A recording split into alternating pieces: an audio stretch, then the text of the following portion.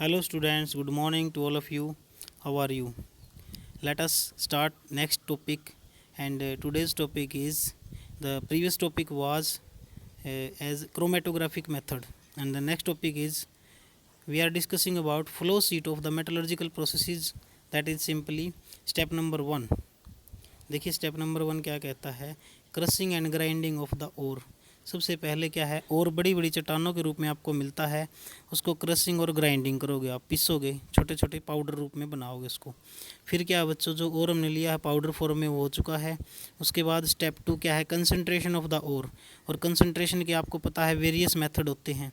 जैसे मैं आपको बताऊं, पाउडर्ड ओर से कंसंट्रेटेड ओर बनाओगे तो levigation, electromagnetic separation, electromagnetic concentration, electrostatic concentration, froth flotation process, leaching, ये वेरियस मेथड है बच्चों, और ये आपको मैं डिस्कस कर चुका हूँ पहले डिटेल में। नेक्स्ट मेथड क्या रहेगा, कंसंट्रेटेड और हमारा बन चुका है। उसके बाद हम क्या करेंगे, स्टेप नंबर 3 पे वर्किंग ऑफ द कंसंट्रेटेड और ऑक्सीडेशन रिडक्शन प्रोसेस हम यूज़ करेंगे यहाँ पे। और उसमें क्या है आप जानते हो, सबसे पहले रोस्टिंग होता था, फिर कैल्सिनेशन होता था, इसमें कन्वर्जन ऑफ मेटल ऑक्साइड में हम उसको बदल लेते थे, किसको, ओर को। फिर स्मेल्टिंग करते थे हम, स्मेल्टिंग के बाद हमारा हाइड्रोजन रिडक्शन होता था, या फिर ऑटो रिडक्शन, कईयों में अपने आप रिडक्शन हो जाता था। फिर हाइड्रोमेटलर्जी का यूज़ करते थे, इलेक्ट्रोलाइटिक रिडक्शन करते थे। ये सारे मेथड क्या करते थे, उस ऑक्साइड को मेटल के अंदर बदल देते थे, जो मेटल का ऑक्साइड हमारा बना है उसको मेटल में चेंज कर देते थे। अब आपको मिल चुकी है crude metal. Now you obtained crude metal. Crude metal इस स्टेप नंबर 4 में उसको प्योरीफिकेशन और रिफाइनिंग हम कर चुके हैं, ये प्रोसेस भी। रिफाइनिंग में हमने पढ़ा था डिस्टिलेशन, लिक्वेशन, पोलिंग नहीं पढ़ा भाई। इलेक्ट्रोलाइटिक रिफाइनिंग पढ़ चुके हैं, zone refining, vapour phase refining. अब यहाँ पे हमें मिल गया प्योर मेटल। देखो बच्चों कितने सारे स्टेप्स इसमें होते हैं, और ये स्टेप्स हम 1 बाय 1 एलिमेंट पे लगाएंगे, प्रत्येक एलिमेंट का यूज़ करेंगे। उससे पहले मैं आपको बता दूं, इस चैप्टर में ऑप्शन टाइप क्वेश्चन आता है, आज हम बेसिक करेंगे इस चैप्टर में।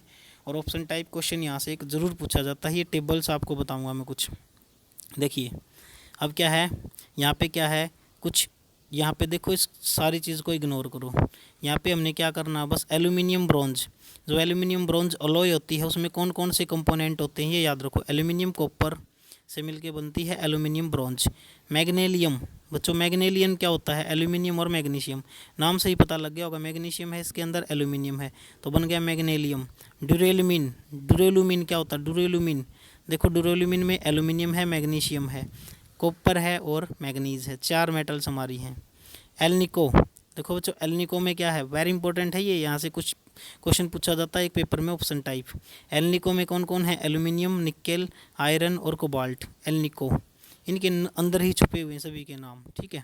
नेक्स्ट टेबल देखो भाई, ये आपको 10th में भी आपने पढ़ी होगी, ब्रास कॉपर और जिंक से मिलकर बनता है brass, copper zinc, bronze copper tin, aluminium bronze, ये मैंने बता दिया, copper aluminium, bell metal copper और टीन, गन मेटल कॉपर और टीन और जिंक। उसके बाद जर्मन सिल्वर, कॉपर, जिंक और निकेल, ठीक है। ये कोई इंपॉर्टेंट नहीं है, जो इम्पोर्टेंट है वही बताई जाएंगी।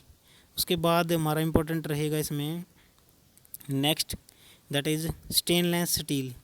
स्टेनलेस स्टील में आयरन होता है, क्रोमियम होता है, निकेल होता है, ठीक है। निकेल स्टील हमारा कोई इंपॉर्टेंट नहीं। इनवर, ये भी पूछा जाता है कई बार, इनवर के अंदर आयरन है, निकेल है।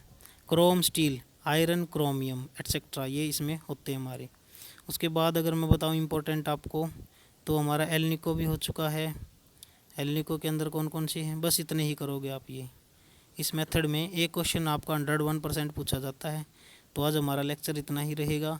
कल से हम पढ़ते हैं एक्सट्रैक्शन ऑफ वेरियस मेटल्स, और एक हमारा एलिंगम डायग्राम टॉपिक रहेगा, उसको डिस्कस हम करेंगे, फिर ये चैप्टर फिनिश हो जाएगा। Thank you, thanks for watching, have a nice day.